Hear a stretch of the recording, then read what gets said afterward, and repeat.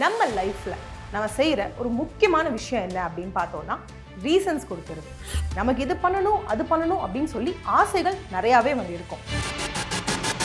ஆனால் அது பண்ணாமல் இருக்கிறதுக்கான ரீசன்ஸையும் நம்மளே வந்து கண்டுபிடிச்சிப்போம்.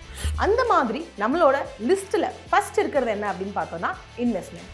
வணக்கம், welcome back to freedom Tamil channel. நான் உங்களோட சனாரா.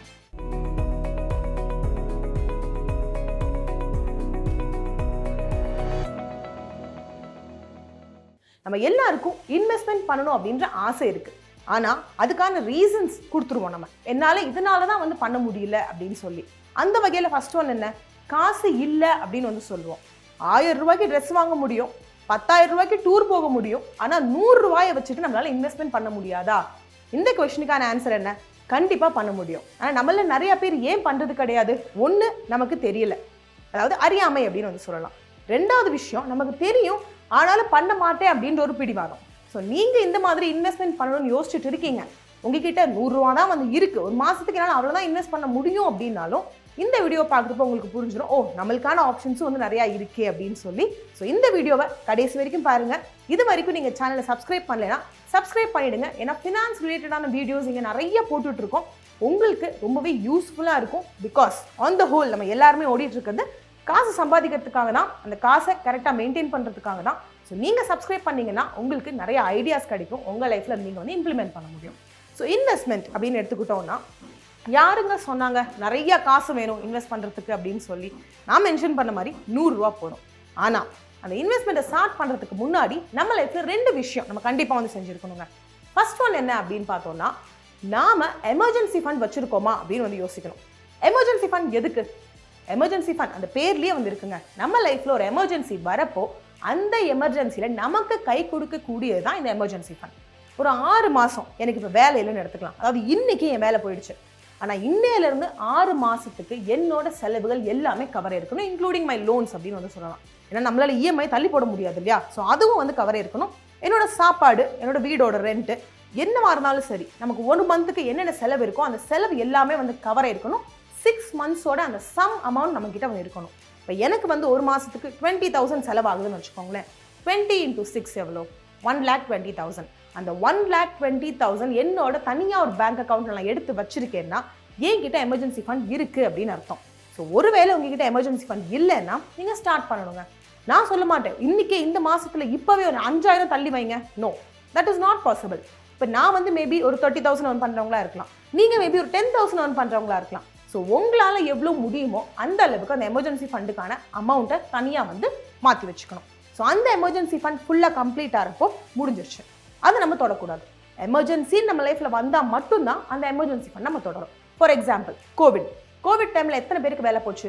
ஸோ அவங்க அந்த இடத்துல அந்த எமர்ஜென்சி ஃபண்டை வச்சுருந்தாங்கன்னா ஸ்ட்ரகிள் பண்ணியிருக்க மாட்டாங்க. ஆனால் எவ்வளோ பேர் ஸ்ட்ரகிள் பண்ணாங்க? ஏன்னா நம்ம இந்த எமர்ஜென்சி ஃபண்டை பற்றி யோசிக்கவே இல்லை. ஸோ நாம் இன்வெஸ்ட் பண்ணுறதுக்கு முன்னாடி நம்ம பண்ண வேண்டிய ஃபர்ஸ்ட் விஷயம் என்ன அப்படின்னு பார்த்தோம்னா, இந்த எமர்ஜென்சி ஃபண்டை ரெடி பண்ணி வச்சுக்கணும். இது மொதல் பாயிண்ட்டுங்க. ரெண்டாவது பாயிண்ட் என்ன அப்படின்னு பார்த்தோம்னா, ஹெல்த் இன்சூரன்ஸ். ஹெல்த் இன்சூரன்ஸ் கண்டிப்பாக நம்ம ஒர்க் பண்ணுற இடத்துல நமக்கு ப்ரொவைட் பண்ணுறாங்க. ஆனால் எவ்வளோ கவர் இருக்குது? இவ்வளோ கவர் நமக்கு பத்துமா? கண்டிப்பாக பத்தாது. கொஞ்சம் கூட வாஸ்டான கவரேஜ் நமக்கு வந்து வேணும். ஏன்னா ஹெல்த் வைஸ் என்ன ஆகும் அப்படின்னு யாருனாலையும் வந்து சொல்ல முடியாதுங்க. Life is completely uncertain. இன்னைக்கு நல்லா இருக்கிறேன்னா நாளைக்கு இப்படி உங்கள் முன்னாடி நின்று பேசணுன்ற அவசியம் கிடையாது. ஸோ ஒருவேளை எனக்கு உடம்பு சரியில்லாமல் போயிடுச்சுன்னா ஆட்டோமேட்டிக்லி என் மைண்ட் எங்கே போகும்? எமர்ஜென்சி ஃபண்ட் எடுக்கலாம் அப்படின்னு சொல்லி தான் வந்து போகும். இல்லையா, இன்வெஸ்ட்மெண்ட் பண்ணி வச்சுருந்தேன்னா அந்த இன்வெஸ்ட்மெண்ட்டை கலைச்சிட்டு அந்த பைசாவை எடுத்துக்கலாம் அப்படின்னு வந்து நான் யோசிப்பேன். அது கரெக்டாக? தப்பு.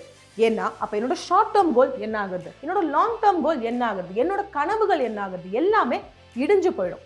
அதுக்கு பதிலாக ஒரு நல்ல கவரேஜ் இருக்கக்கூடிய ஹெல்த் இன்சூரன்ஸ் நம்ம எடுத்து வச்சுக்கிட்டோம்னா நமக்கு ஹெல்த் ரிலேட்டட் ப்ராப்ளம்ஸ் வரப்போ அந்த ஹெல்த் இன்சூரன்ஸ் நமக்கு கை கொடுக்கும். ஸோ இந்த 2 விஷயம் இல்லாமல் இன்வெஸ்ட்மெண்ட் அப்படின்னு சொல்லிட்டு நாம் வந்து கால் எடுத்து வச்சோம்னா இன்வெஸ்ட்மெண்ட் ஒரு சைடு போயிட்டு தான் இருக்கும், ஆனால் ஏதாவது ஒரு சிச்சுவேஷனில் அதை நம்ம கலைக்க வேண்டிய ஒரு நிலைமை வந்துடும். நம்ம எப்போ அந்த இன்வெஸ்ட்மெண்ட்டை கலைக்கணும்னு நம்ம பிளான் பண்ணணும்.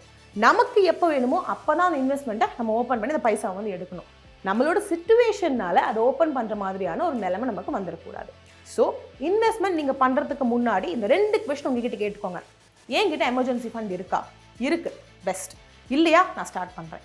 ரெண்டாவது கொஸ்டின் என்ன, என்னோட ஹெல்த் இன்சூரன்ஸ் போதுமான கவரேஜ் எனக்கு கொடுக்குதா? இல்லையா, ஓகே நான் அதுக்கான பிளான்ஸை பண்ணுறேன், கொடுக்குது, வெல் அண்ட் குட். அப்படி ரெண்டுமே எஸ்ன்னு ஆயிடுச்சுன்னா நீங்கள் உங்களோட இன்வெஸ்ட்மெண்ட்டை ஸ்டார்ட் பண்ணிடலாம். ஸோ இன்வெஸ்ட்மெண்ட்டை ஸ்டார்ட் பண்ணிடலாம்னு சொல்கிறப்போ நம்ம நெக்ஸ்ட் என்ன சொல்லுவோம், என்கிட்ட காசு இல்லை. இதுதான் நான் ஸ்டார்டிங்லேயே வந்து சொன்னேன். 100 ரூபா இருந்தால் போதுங்க, நீங்கள் மந்த்லி இன்வெஸ்ட்மெண்ட் ஸ்டார்ட் பண்ணிடலாம். எங்கே நம்ம 100 ரூபா இன்வெஸ்ட்மெண்ட் ஸ்டார்ட் பண்ணுறது அப்படின்ற கொஸ்டின் கேட்டிங்கன்னா, மியூச்சுவல் ஃபண்ட்ஸ், எஸ்ஐபி.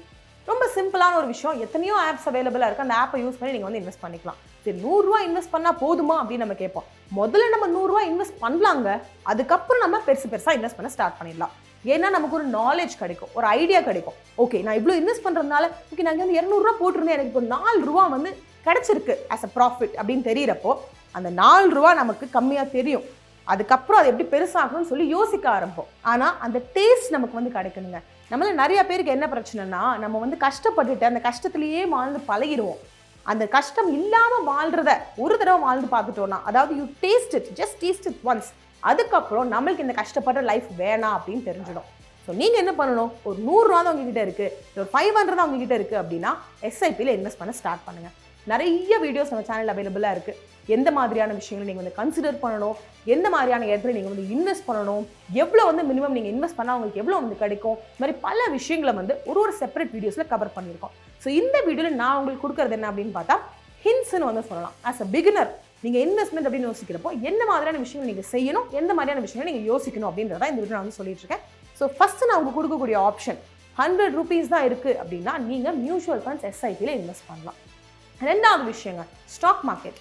ஸ்டாக் மார்க்கெட்டில் யாருங்க சொன்னால் நிறைய காசு இருந்தால் இன்வெஸ்ட் பண்ண முடியும்னு? கண்டிப்பாக வந்து கிடையாது. ஒரு சில கம்பெனிஸோட ஷேர்ஸ்லாம் பார்த்தோம் அப்படின்னா 1 ரூபாய்க்கும் கீழே வந்து இருக்குங்க. வாங்கி வச்சுக்கோங்க. இப்போ நீங்கள் வாங்கி வச்சிங்கன்னா இன் ஃபியூச்சர் அது உங்களுக்கு வளர்றப்போ அதோட ஃப்ரூட்ஸை ஆட்டோமேட்டிக்லி கொடுக்க ஆரம்பிச்சிடும். இப்போ என்னோட அப்பா, என்னோட அம்மாலாம், அதாவது ஒரு 50 இயர்ஸ் முன்னாடி, ஒரு 40 இயர்ஸ் முன்னாடி வாங்கி வச்சிருக்கிற ஷேர்ஸோட வேல்யூ இப்போ என்ன அப்படின்னு பார்த்தோம்னா நியர்லி ஒரு 1000 டைம்ஸ் 2000 டைம்ஸ் வந்து வளர்ந்துருக்கு. ஆனால் அவங்க அப்போ வாங்குறப்ப எவ்வளவா இருந்தது, 10 ரூபா 20 ரூபாய் தான் வந்து இருந்தது. ஆனால் இப்போ அதோட ஒரு ஷேரோட மதிப்பு என்ன அப்படின்னு பார்த்தோம்னா 1500 2000 வரைக்கும் வளர்ந்துருக்கு. ஸோ இந்த மாதிரி உங்கள் வீட்டில் உங்களோட பேரண்ட்ஸோ உங்கள் கிராண்ட் பேரண்ட்ஸோ ஷேர்ஸ் வாங்கியிருந்தாங்கன்னா அதை எடுத்து ஜஸ்ட் வாசிச்சு பாருங்களேன். உங்களை ஒரு வாட்டி நீங்கள் வாசிச்சு பார்த்தீங்கன்னா உங்களுக்கு தெரிஞ்சிடும் அவங்க அன்னைக்கு எவ்வளோக்கு வாங்கியிருக்காங்க, இன்னைக்கு எவ்வளோக்கு வந்து இருக்குது அப்படின்னு சொல்லி. ஸோ இன்னைக்கு நீங்கள் வாங்கினீங்கன்னா மேபி ஒரு 25 26 13 கூட வச்சுக்கோங்களேன், உங்களுக்கு ஹெல்ப் பண்ணலாம். இல்லைன்னா உங்கள் குழந்தைங்களுக்கு ஹெல்ப் பண்ணலாம். இல்லை உங்களுக்கு வந்து பையன் இருக்கான், பையனுக்கு குழந்தை இருக்காங்க, யாரும் கிராண்ட் ஃபாதர் அப்படின்னா நீங்கள் அப்பயும் வந்து வாங்கலாம். ஏன்னா உங்களோட கிராண்ட் சில்ட்ரனுக்கு அது ஹெல்ப் பண்ணும். ஸோ நாம் பண்ண வேண்டியது என்ன, நம்ம வாங்குறப்போ ஒரே ஒரு விஷயத்தை ஞாபகம் வச்சுக்கணும். எப்பயுமே குவான்டிட்டிக்கு போகாதீங்க, குவாலிட்டிக்கு போங்க. ஸோ நான் வந்து 10,000 ரூபா வச்சுருக்கேன், நான் வந்துட்டு ஒரு ஷேர் வாங்குறேன் அப்படின்னா முதல்ல பண்ண வேண்டிய விஷயம் என்ன, ஃபண்டமெண்டல் அனாலிசிஸ் பண்ணணும். ஸோ இதெல்லாம் நம்ம வந்து வீடியோஸில் பேசியிருக்கோம். ஸோ இன்றைக்கி நான் வந்து வெள்ளாவரியாக சொல்லலை, இன் ஃபியூச்சர் கமிங் வீடியோஸில் நான் கண்டிப்பாக வந்து சொல்கிறேன். ஸோ இன்றைக்கி நான் சொன்ன மாதிரி ஹிண்ட்ஸ் கொடுக்கறதுனால இந்த விஷயங்களை செய்யுங்க அப்படின்னு சொல்லி நான் வந்து சொல்ல போகிறேன். ஸோ ஃபண்டமெண்டல் அனாலிசிஸ் நம்ம வந்து பண்ணணும். ஸோ பண்ணுறப்போ நமக்கு வந்து புரியும், ஓகே இந்த ஷேர் வந்து இப்போ இவ்வளோ பெர்ஃபார்ம் பண்ணிட்டு இருக்கு, ஸோ இது இன் ஃபியூச்சர் எப்படி வந்து பெர்ஃபார்ம் பண்ணும், இந்த கம்பெனியை பற்றி நம்ம படிக்கணும், இந்த கம்பெனி இன் ஃபியூச்சர் நம்ம மக்களுக்கு தேவையானதாக இருக்குமா, இவங்க கொடுக்குற சர்வீஸ் இல்லைன்னா வந்துட்டு ப்ராடக்ட்ஸ் நம்ம மக்களுக்கு தேவையானதாக இருக்குமா, தேவையானதாக இருந்தால் தானே இன் ஃபியூச்சர் அந்த ஷேருக்கு வேல்யூ கூடும். ஒருவேளை இன்னைக்கு நல்லா ஓடிட்டு இருக்கிறது இந்த சர்வீஸோ ப்ராடக்ட்டோ இன் ஃபியூச்சர் வேண்டாம் அப்படின்னு ஆயிடுச்சுன்னா ஆட்டோமேட்டிக்லி ஷேரோட ப்ரைஸ் சரசரன்னு கீழே இறங்கிடும்.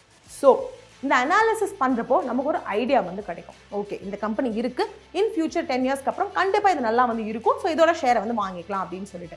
நம்மள நிறைய பேர் பண்ணுற தப்பு என்ன, குவாலிட்டியை செலக்ட் பண்ண மாட்டோம், குவான்டிட்டியை செலக்ட் பண்ணுவோம். நம்ம நிறைய ஷேர்ஸ் வாங்குறோமா அப்படின்றது முக்கியம் கிடையாது.